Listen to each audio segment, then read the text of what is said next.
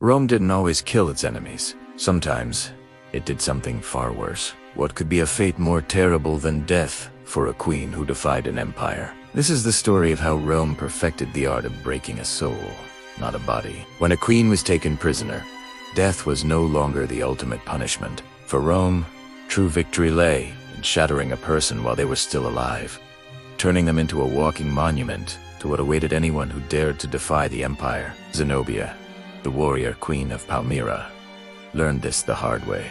But what exactly did they do to her that was so uniquely cruel? In the 3rd century, as Rome tore itself apart with civil wars, Zenobia did the unthinkable. She wasn't a king's wife. She was a ruler in her own right. She spoke Greek, Latin, and Egyptian. She rode into battle in full armor, leading her armies across the desert sands. In just a few years, she conquered Syria, Egypt, and much of Asia Minor. She minted coins with her own face on them. Her soldiers didn't just fight for her, they died for her. For a brief, shining moment, the mighty Roman Empire was afraid. And Rome never, ever forgives fear. How did one woman manage to shake the foundations of the world's greatest power? The Roman Emperor Aurelian marched against Palmyra with a single, brutal order: crush the rebellion and leave an example that no one would ever forget.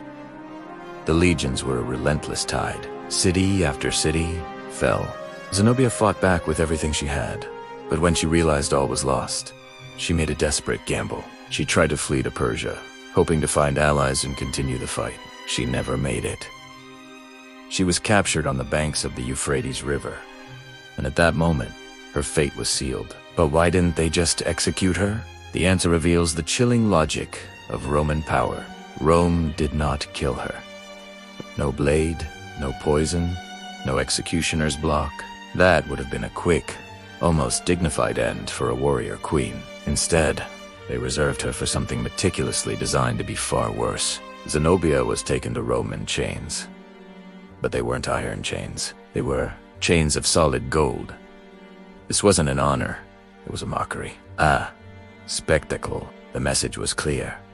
Even your own wealth, your own symbols of power, will become your prison when Rome decides it. What did they have planned for her in the heart of the empire? The day came for Emperor Aurelian's grand triumph, the most sacred and spectacular parade in the Roman world. And there, Zenobia was forced to walk, on foot, dressed in her finest royal garments, weighed down by gold and jewels.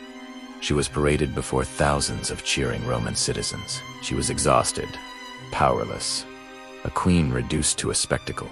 Every step she took was a calculated humiliation. Every glance from the crowd was a sentence. She wasn't just a defeated woman. She was a living trophy. Rome celebrated its victory. She survived its triumph. But what happened after the parade was over? While Zenobia lived on in a gilded cage, Rome worked to erase her world.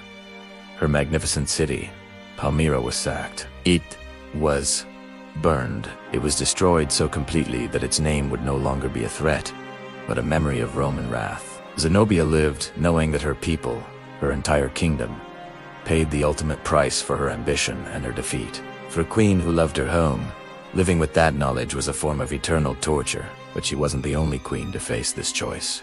This is why other famous queens chose a different path. Cleopatra chose the bite of an ASP rather than be dragged through the streets of Rome as Octavian Espries. She knew what a Roman triumph meant. It wasn't just about military defeat. It was the public execution of her identity, her legacy, her divinity. Boudica, the fierce queen of the Britons, also chose death after her rebellion was crushed. She understood that Rome didn't just conquer lands, it conquered symbols. A living, humiliated queen served as a potent warning to others. A dead queen, however, could become a myth, a martyr, a symbol of resistance. Rome understood this psychological warfare better than anyone. A dead enemy can inspire respect, even admiration. Their story can fuel future rebellions. But a humiliated enemy, one who is paraded, broken, and forced to live out their days as a living monument to Rome's power, that inspires something far more useful to an empire. Fear. And fear is what sustains empires. It keeps the provinces in line. It makes potential challengers Think twice. Zenobia could have died a legend, a warrior queen who fell in a blaze of glory fighting for a kingdom's freedom. Instead, she survived as a warning. Rome didn't need her corpse to prove its strength. It needed her living, breathing defeat to be witnessed by millions. It needed her story to be told not as a tragedy, but as a cautionary tale. That's why, for so many powerful women who stood against Rome, death wasn't the worst possible end. It was the mercy they were never given. The stories of these queens remind us that history's greatest battles weren't always fought with swords, but with symbols, and the most devastating wounds weren't always to the body, but to the soul. Thank you for watching. If you found this story as fascinating as I did, don't forget to like, subscribe, and hit the bell for more dives into the hidden corners of history. See you next time.